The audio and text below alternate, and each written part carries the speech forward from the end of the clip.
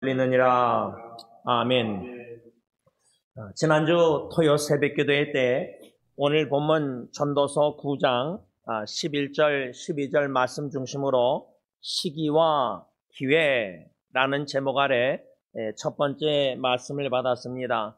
제가 설교를 하고 기도하고 목양실에 가서 유튜브 동영상을 다 에디팅 수정하는 가운데 제가 설교 시간에 실언 잘못했구나, 사과 죄송합니다 하고 유튜브에다가 글을 다 올려놨는데 무슨 잘못 실언을 했냐면 개역 개정에는 11절 하반절에 이는 시기와 기회는, 개역 개정은 시기와 기회라고 이렇게 번역했고 개역 한글이 시기와 우연이라 이렇게 번역한 거를 제가 오해하고 개역 개정에 이 기회라는 단어가 우연이라고 썼습니다. 이렇게 설교를 잘못했습니다.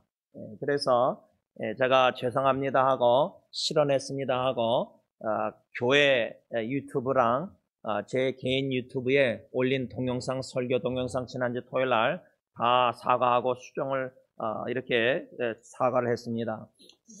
지난주 토요일 날 이 개역 한글, 개역 개정은 기회라고 쓰였지만 개역 한글은 우연이라고 쓰였는데, 여러분, 하나님의 주권 속에서는 우연이란 없다. 그래서 저는 개인적으로 good luck, 행운을 빕니다, 이 단어도, 이 문장도 쓰지 않는다고 제가 여러분들에게 나눴습니다. 그 말씀을 토요일 날 우리가 받고 주일 예배를 드리고 주일 오후에 12명이 이렇게 두 차로 수련회를, 사역자 수련회를 좀 갔는데, 그 수련회가 하나님의 주권 속에서 그냥 뭐 몇 분이 이렇게 작년 말 12월 달에 제안해서 그냥 우연히 이렇게 수련회 가게 된 것일까? 아니죠. 하나님의 주권 계획 속에서는 그 수련회도 다 섭리 가운데 하나님이 계획한 것이고 하나님의 때에 수련회를 갖도록 인도하시고 허락한 것이다, 그 말입니다. 그런 관점에서 수련회를 reflection, 반영, 뒤돌아볼 때 그러면 우연이 아니라 하나님의 주권적인 뜻 안에 이 귀한 12명의 수련회를 인도하시고 주셨고 허락하셔서 주시는 은혜를 우리가 누렸다면은 은혜를 누린 자로서 이 수련회를 통해서 적어도 참석한 12명에게 향하신 하나님의 선하시고 온전하시고 기뻐하신 뜻이 무엇일까? 더 나아가서 12명이 더욱더 승리교회를, 주님의 교회와 하나님의 나라 세계 복음화를 위해서 각자 주신 은사와 달란트, 열정과 어떻게 이것을 하나님께 온전히 드려서 주님의 도구로 우리가 쓰임받아야 될까? 이런 관점에서 우리가 수련회를 뒤돌아볼 필요가 있다고 생각합니다. 그냥 수련회 1박이라고 하고 끝나고 됐을, 그게 아닙니다. 제가 지난주 토요일 날도 잠깐 언급한 것 같은데, 승리장로교회 주님께서 찬양의 기적을 경험하라, 그 해 때에 이렇게 찬양 사역자들, 또 찬양을 좋아하시고 즐거워하시는 분들 보니까 수련회도 12분이 보니까 저 빼고는 물론 저도 찬양팀 한 달에 한 번 팀 같이 기타 치고 인도하지만 다 찬양 사역자들입니다. 찬양의 달란트, 은사, 열정, 즐거움, 기쁨, 깐투스, 버블리스 합창단, 또 승리교회 남성, 여성 중창단, 찬양대, 이렇게 다 찬양팀 봉사하는 찬양에 공통점이 있는 12분이 그렇게 수련회에 참여케 하셨는데, 찬양의 기적을 경험하라, 그 해 때 참 주님께서 그때부터 저는 이렇게 역사하시고 인도하시고 또 이렇게 우리 교회 사역자나 일꾼들을, 찬양의 분들을 보내주시고, 그래서 승리교회 이렇게 찬양대, 남성전대, 여성대 이렇게 다 하면서 오늘도 토요일마다 이렇게 새벽기도 끝나고 또 우리 남성주장단은 김철 목사님과 여러분들 연습하잖아요. 이렇게 하잖아요. 그렇죠? 제가 수련회 때 이렇게 예배를 드리지 않고 찬양을 한 두세 곡 한 다음에 동그랗게 둘러앉아서 거실에서 나눔의 시간을 주일 오후, 그다음 저녁, 또 월요일날 오전에 이렇게 가졌습니다. 그럴 때 제가 참 하나님께서 찬양 사역자들을 보내시고 찬양케 하시는 여러분들의 삶 속에 찬양의 능력이 어떻게 나타나는지 담임 목사로서 여러분들이 마음 속사람부터 변화되는 모습을 엿보는 것을 제가 솔직히 마음을 열고 나눴습니다. 참 그게 기쁘고 감사했습니다. 또 지금도 감사합니다. 저는 그래서 찬양의 기적을 경험하라 그 해 때에 그 표도 전년에 주셨고 그 찬양의 기적을 어떻게 하나님이 사도행전 16장 바울과 실라가 복음 전하다가 감옥에 갇힌 감옥에서 어떻게 그 위기 가운데서도 하나님을 찬미하고 기도하는 가운데 지진이 나고 기적들이 나타나는 것을 우리 승리교회 공동체에 적용할 때 그게 그냥 우연인가? 예를 들면 김철희 목사님이나 찬양사역자들이 우리 교회에 오신 거 그냥 우연인가? 그냥 뭐 이렇게 해서 뭐 된 건가? 그게 아니란 말입니다.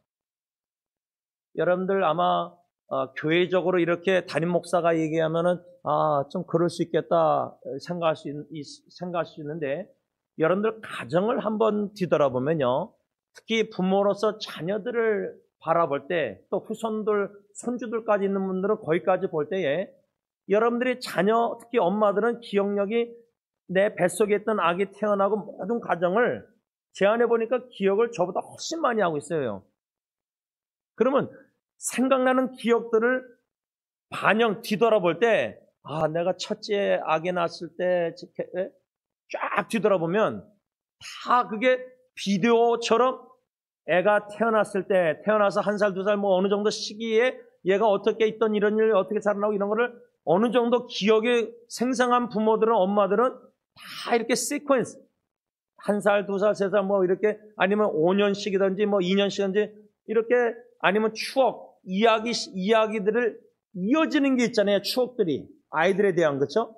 근데 그게 마치 퍼서 하나님이 우리 자녀들 은혜 선물로 우리 부모에게 줬을 때 선교사로서 우리가 우리 자녀들을 맡아서 잠시 18년 동안 양육하고 세워서 파송할 때에 18년 동안에 우리 자녀들의 인생 1살부터 18살 태어나서부터 18년을 뒤돌아보면 저는 딜런이랑 다 보면은 마지막 18살 때 제가 한 게 뭐냐면 체스은행 데리고 가서 딜런부터 해서 또 예리가 18살 2년 있다가 예언이가 2년 있다가 18살 되면은 체스은행 가서 은행 계좌를 열어주면서 그 성경의 그 재정관을 제가 이렇게 그 체스은행 가서 나눈 다음에 그 다 열어줘서 카드 만들어준 적 있어요. 이게 18살 때. 근데 그 18살 전부터 저는 뭐 첫짝이 죽고 딜런 태어날 때 예리 예언이 다 기억나요. 태어났을 때. 예언이는 한국에서 망원동에서 아빠가 못 들어가게 하더라고요. 바깥에 기다리라는데 아내가 들어가자마자 15분인가 30분에 소리 꽤 찔러더니 들어가니까 의사가 예언이를 발을 거꾸로 이렇게 잡고 있더라고요. 이거 다 석션에서 빼대니까. 그러니까 아빠 엄마가 아이들을 양육 18년 동안 어릴 때부터 태어날 때부터 기억을 다 되새겨보면요. 그래서 글을 써본다면 글 쓰면은 더 생각이 나서 정리가 되거든요. 그러면 자식 한 명 한 명씩 일기를 써나갈 때 적어도 태어나서 18살까지 그 시퀀스, 일어났던 일들을 퍼즐처럼 한 조각 한 조각을 띄엄띄엄 그냥 주먹식으로 그냥 기억을 하고 있는 게 아니라 딜런 예리 예언이 처음에 태어났을 때 그다음부터 어떻게 하나님이 인도하셨나 할 때 그 간증거리가 있습니다. 딜런 같은 경우는 아기가 첫째 죽고 나서 들어서지 않아가지고 참 저희 부부가 애타고 힘들었습니다. 근데 12월 달에 아내가 임신한 것 같다 그래서 보니까 임신해가지고 아내가 한 말이 자기가 아기 죽고 나서 몸이 제일 건강할 때 12월 달에 둘째 딜런을 임시케 하셨다. 그런 식으로 고백한 게 제가 기억나요.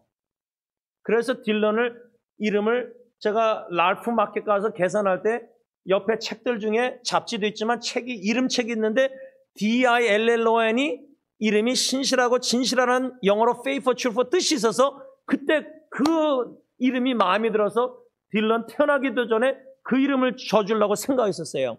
이게 다 우연입니까? 아니에요. 그러니까 하나님의 주권 속에서 우연이었고 기회라 할 때 첫째 아이가 죽은 거는 그 시기가 또 아내의 건강 시기가 몸이 그랬는데 12월달 적합한 제일 건강할 때 임신케 하시고 아기를 기회가 이 딜런 통해서 태어났을 때 회복의 사랑을 경험했습니다. 그러니까 자녀들도 하나님께서 주권 속에서 그 시기 때마다 아기가 성장하면서 하나님의 인도하심 역사하심을 믿음의 눈으로 보게 할 때는 이게 섭리 가운데 시퀀스가 이게 다 일관성, 이게 다 연관성 있는 거지. 그냥 애가 태어나고 뭐 애가 이렇게 되고 애가 뭐 한국에서 뭐 유치원 가고 애가 이제 뭐 중학교 가고 뭐 고등학교 가고 대학교 그냥 이게 다 이게 따로따로 노는 게 아니에요. 아, 이건 우연히 애가 이렇게 뭐 이런 일도 있고 뭐 좋은 일뿐만 아니라 예를 들자면 여기 오늘 보면 9장 전도서 12절에 인생들도 재앙의 날이 그들에게 호련히 임하면 거기에 걸린다. 자녀들의 재앙의 날 그거는 못 있죠. 오히려 저는 여러분들은 모르는데 저는 각 자녀 한 명 한 명당 예언이 빼놓고는 위기가 있었습니다. 눈물이 있었고 너무나 마음이 아프고 괴로움이 있었습니다. 그 생각이 나면 아직도 뭉클할 때가 있습니다. 그런데 그게 기회라는 겁니다. 기회. 우연이 아니라 기회. 여러분 부모가 자녀 양육에 있었어요. 제일 자녀 때문에 힘들어서 막 엉엉 울고 막 그럴 때 그 눈물 메말르면 진짜 싹군 부모 됩니다. 저는 개인적으로 그렇게 생각해요. 그래서 저는 지금도 멀리 가 있는 예리 일본 생각하면은 마음이 뭉클해요. 근데 그게 좋아요. 힘들지만 좋아요.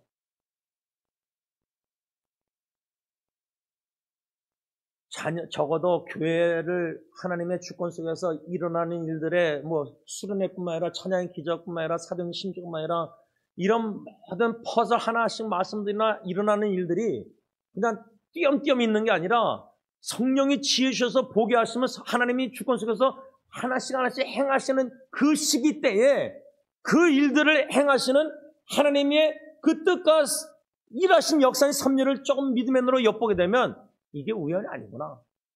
예를 들자면 제가 이번에 산불 이턴 파일 산불 통해서 피신하고 그랬을 때 아니 부흥이라는 찬양을 1월 1일 1월 날 2번이나 교회에서 부르고 찬양 올려드리고 원로 목사님이 수요기도 때 10분 동안 고통당하는 섬에서 통성기도하자 그랬는데 어떻게 우리 가정에 부흥의 불길 타오르게 하셔서 그 책 제목이 생각났을까? 물론 그 전에 바람이 너무 우리 동네에 세게 부니까 산불이 계속 더 번지니까 부흥의 불길 타오르게 하셔서 성령의 바람 불어와 그 가사들이 계속 생각나고 그걸 붙잡고 기도하게 되는데 그 책 제목이 목요일날 1월 16일날 생각나서 6일 만에 450페이지 책을 이렇게 만들어서 지금 한국의 조정화자매에게 좀 책 200권 만들어달라고 부탁했어요.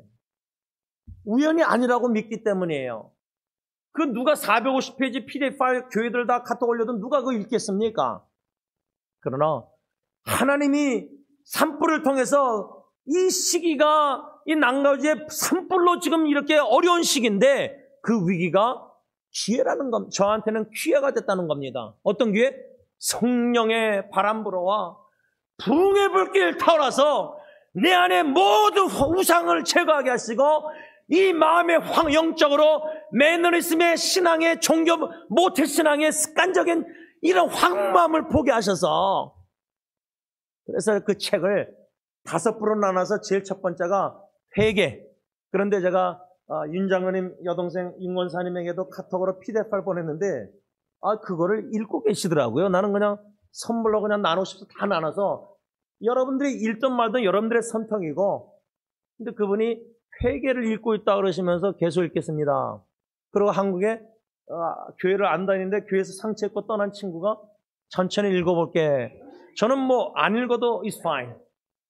하나님의 주권 속에서 산불을 통해서 부흥이라는 찬양을 통해서 그 기회를 책을 이렇게 다 쓰게 하신 거 이거를 PDF 파일로 우선 나누는 가운데 읽는 분들이 있고 그냥 안 읽는 분도 있고 그냥 지나가는 분도 있고 그 450페이지에 1부, 2부, 3부, 4부 회개, 화목, 회복, 개혁, 부흥 거기에 책 목차의 제목들을 쭉 보면은 이 제목에 좀 관심 있어서 읽겠다 하는 분들이 누구 계세요? 가정의 시기가 위기 어려움 가운데 있는 분들이 읽어요. 제가 인터넷 사학을 하나님의 은혜로 네이버 블로그를 2009년도부터 그때 윤 장로님 조카가 한국에서 와서 윤 장로님 집에서 둘이서 같이 자면서 그 형제가 목사님 한국은 구글 서치보다 네이버 블로그가 더 세요. 그래서 한국에 있는 서유교 청년한테 그 블로그를 자기는 안 쓰니까 그냥 제가 쓰겠다 해가지고 그때부터 네이버 블로그 미니스트리 하는데 제가 말씀 묵상이랑 모든 것들 다 거기다 다 계속 올려놓고 있는데 거기에 주로 비밀 댓글 다는 사람들이 여태까지 뭐였냐면 위기에 있는 지체들이었어요. 특히 어떤 위기? 남편이 바람피고 부부 위기, 이혼 문제, 뭐 아기를 임신했는데 남자친구는 지우라고 그러고 교회 안에서 뭐 다 모르는 사람들이에요. 그러니까 제가 이 산불을 통해서 은혜 주셔서 성령님께서 인도하셔서 그 책을 썼을 때 읽는 분들은 제가 볼 때는 진짜 갈급한 심령들, 진짜 가정에 이 아픔이 있는 분들, 이 서진국 선교사님이 제가 혹시나 그 선교에 도움이 될까 해서 그 책을 원고를 PDF를 보내드린 이유가 혹시나 그 가정사에게 그분들 스페니쉬로 번역해서 쓰실 수 있으니까 원고를, 재료를 지금 많은 선교사님들이나 목회자들이 선교지에 있는 분들이 특히 너무 바쁘니까 꾸준히 말씀 묵상하고 꾸준히 연구 이걸 못해요. 너무 바쁘니까 마르다처럼. 그래서 저 같은 목사가 꾸준히 이렇게 뭔가 말씀 묵상하고 책을 계속 내면서 이거를 그분들이 take advantage, 유익을 얻어서 이걸 통해서 예를 들면 서진구 성사님이 이거 한번 열어보고 딱 마음에 다가오는 성령님이 뭔가 인도하셨더라 좋은 기회로 삼고 이걸 또 스페니쉬로 번역해서 요즘 뭐 인터넷 AI로 번역 스페니쉬로 금방 되거든요. 제가 지금 450페이지를 영어로 번역하고 있는데 회개라는 첫 번째 일부를 거의 다 끝내가요. 거의 한 60페이지를 거의 번역했어요. 한 이틀 만에. 이런 모든 삶 속에 하나님의 주권 속에서 일어나는 일들이 산불조차도 난가주 입장에서는 그건 재앙의 날입니다. 재앙입니다. 그런데요, 축복보다 재앙이 가정에 임하잖아요. 어려움들이요. 그때서야 좀 정신 차립니다. 그때서야 깨어 근신하고 그때서야 desperate, 너무 갈급해서 왜? 인간의 한계를 느끼니까요. 자식들? 아무리 부모가 임신해서 태어나고 아빠도 뭐 다 사랑했지만 가정사 뭐 꾸준히 했다고 해도 분명히 이 12절 하반절에 이 올무에 걸린 같이 새들이 올무에 걸린 같이 그 그물에 인생들도 재앙의 날이 그들에게 호련히 임하면 거기에 걸린다. 최선을 다해서 자녀 양육했는데 현대의 성경은 이 12절 하반절 뜻하지 않는 일이 반드시 일어나는 거예요. 일어났었죠. 저도 그러고 여러분들 일어났잖아요. 어려움들이요, 위기들. 지금도 위기를 겪고 있는 분들 있을 거고 자녀 문제로. 이제 자녀도 그런데 이제 후손들이 손주들이 이제 사춘기 되잖아요. 제가 오늘 5시에 이제 부연합하게 그 대학교 룸메이트들 후배가 이제 동부에서 변호사가 오는데 이제 짧게라도 만나려고 하는데 카톡방에서 그 형제가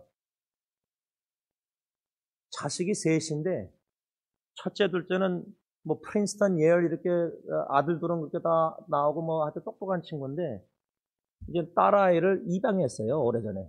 아주 나이 차이가 많아요. 둘째 아들하고. 근데 카톡에다가 기도 제목을 이제 기도해달라고 부탁하는 거 보니까 오늘 가서 이제 만나면 이제 식사할 때 막 쏟아내겠죠. 성령이 인도하신 역사지만. 입양한 아이가 아마 쉽지 않은가 봐요. 양육이.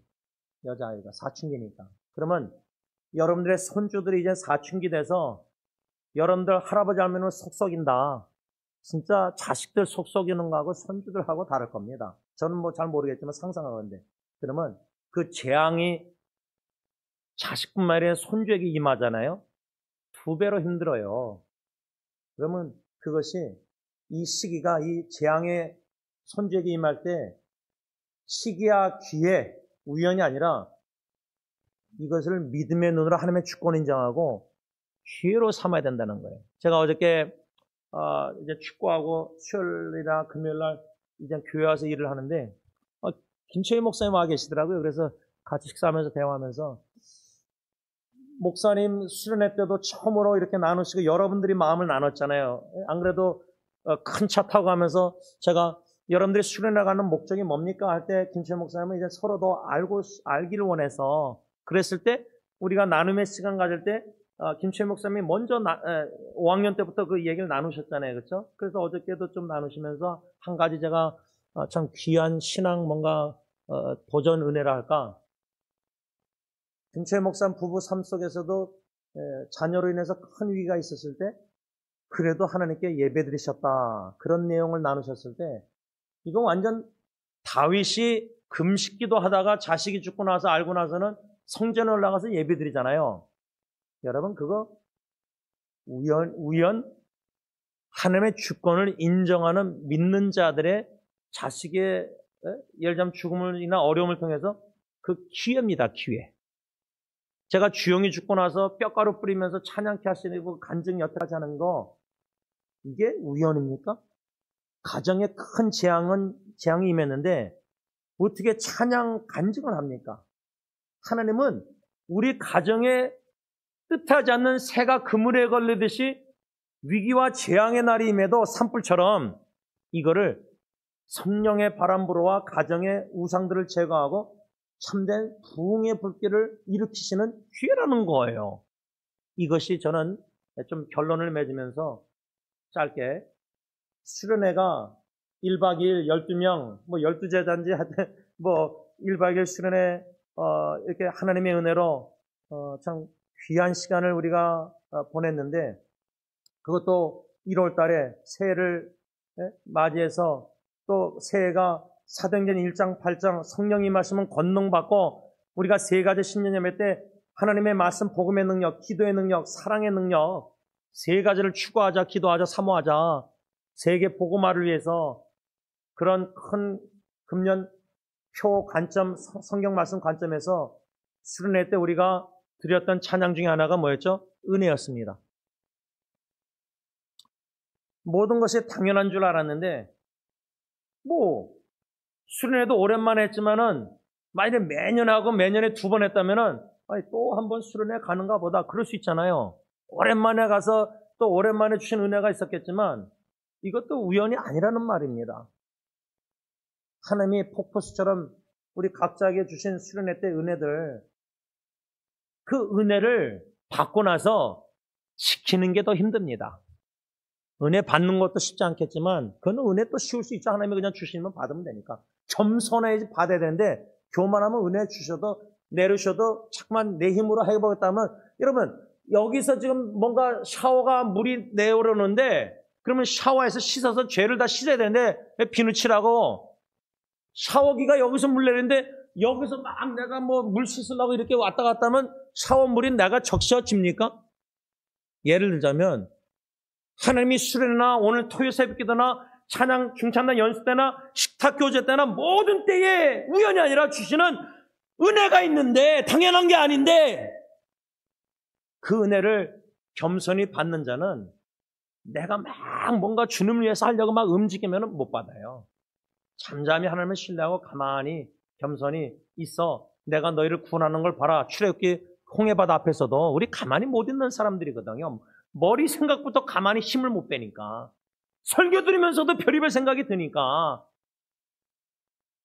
은혜를 받는 것도 쉽지 않죠. 그런 면에서. 그러나 수련회 때나 새벽기도 양심 맺힌 여러 가지 은혜 받고 나서 그 은혜를 두 번째 지키는 것도 진짜 힘들어요. 왜? 은혜 받고 나면요. 수련회 때나 동집회나다 마귀 사탄이 그 씨 뿌리는 비에 그거 뺏어가려고 얼마나 노력하는지 알아요? 그 중에 뭐죠? 마귀 사탄이 재물의 유혹, 세상의 가정 식구들, 자녀들 염려, 그런 말씀이 은혜 받고 막혀버려요. 식도가 막히듯이, 체하듯이 은혜 받은 게 체해버려요. 막혀버려요. 받은 은혜도. 그러면 또 시험 드는 거 쉽게. 그러면 똑같은 거죠. 발전이 없는 거죠. 믿음의 성장이, 경고함이. 그러니까 은혜 받기도 힘들지만 두 번째 은혜 지키는 거. 그 다음에 수련했다나 이렇게 예배했다나 기도했다나 다 은혜 받거나 세 번째 뭐죠? 제가 주일날 나눔 시간에 고린도전서 15장 10절 다 나눈 다음에 뭐라 했어요? 은혜 찬양한 다음에 나의 나된 것은 하나님의 은혜입니다. 사도 바울 고백. 거기서 끝나는 게 아니라 바울이 뭐라 했죠? 그 나의 나된 것이 하나님의 은혜이기 때문에 그 은혜의 힘으로 다른 사도들보다 더 수고 열심히 했다는 거예요.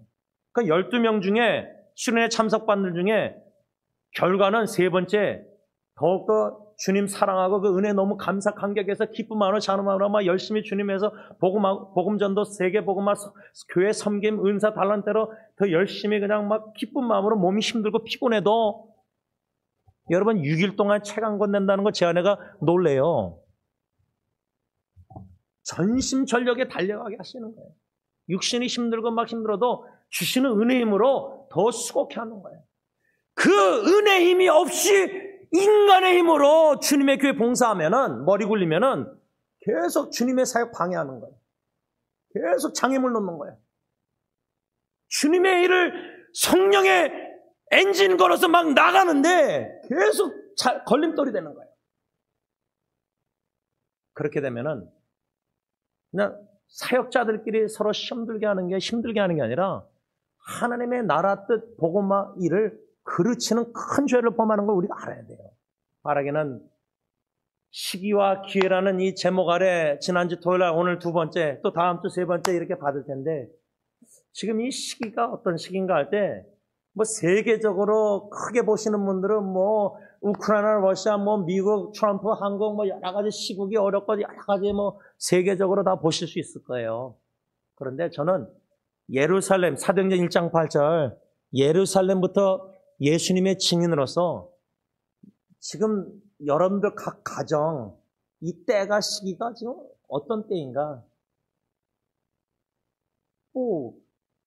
때는 악하니라 세월 아끼라 성령 충만 그 말씀 생각하면 이 악한 때에 자녀들은 둘째치고 우리 손주들이 이제 학교 가서 공부하고 이제 자라날 이 악한 시기에 때에 이거 웬만한 성령 충만 하나님의 지혜 없이는 다 이제 우리 후손들도 한 번은 큰 재앙의 날 위기를 겪을 거예요. 사춘기 되든지 뭐 삐뚤어 나가든지 분명히 참 쉽지 않은 좌로나우나 치칠 때가 분명히 와요.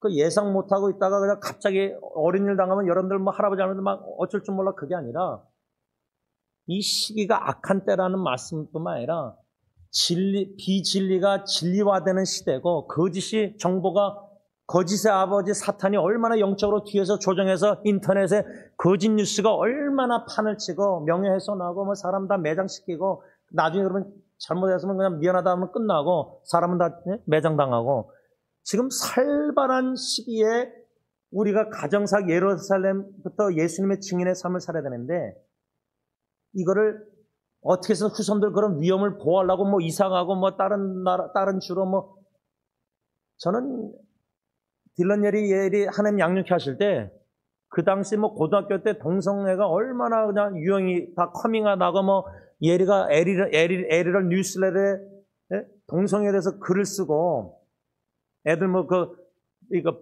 동성애 이거 나 무지개 이거 다 차고 다니고 그때 아빠로서 제 안에는 모르겠지만 적어도 저는 이거를 어떻게 막아줄까가 아니라 그런 이 풍토 유행 시대에 이 아이들에게 어떻게 아빠로서 성경 예배서 말씀 아내뿐만 아니라 자녀를 양육하라 nurture 어떻게 성경적인 관점을 심어줄 수 있을까?